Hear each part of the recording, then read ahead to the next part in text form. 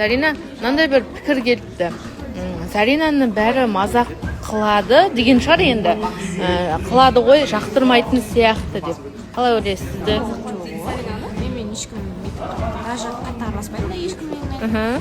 Тек бір-екі адаммен ғана достармен сөйлесеміз. Кіммен жақсы араласасыз?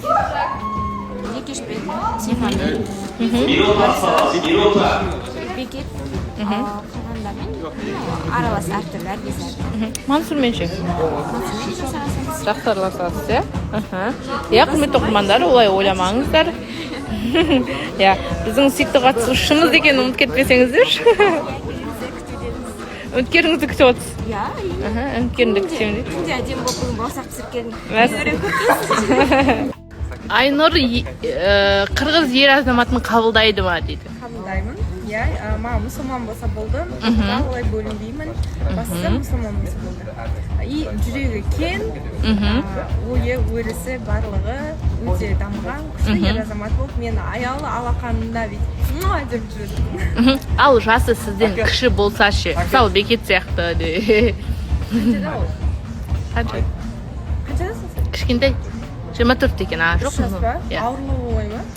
Бұл ауырлау болмай ма деп па? Өзі айтқан 23 жаспен қанша жас деді? Өтірікші, Айтты. 25-тен. 23-тен деді. 30 деді ма? Осы сондай бір деді. 24 жастасыз ба? Иә.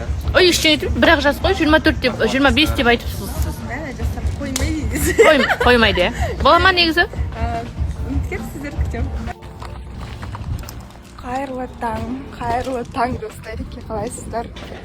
Біз деген кешкісін апортқа барамыз деп түнде келдік. Одан кейін жатамыз дегенше кеш болды.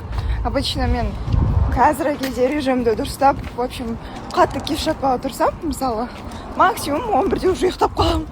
А кеше деген жатамыз дегенше, не знаю, 10 жарым. Одан да асып кетті ау деймін. Сонымен бүгін что-то вялое, чуть-чуть. Сонымен үлгере алмай. Хангелді екеуміз чуть-чуть кеш шығып қалдық. Бүгінгі күннің сөзі чуть-чуть. Ой, боже. Всем удачи, күндеріңіз күшті өтсін.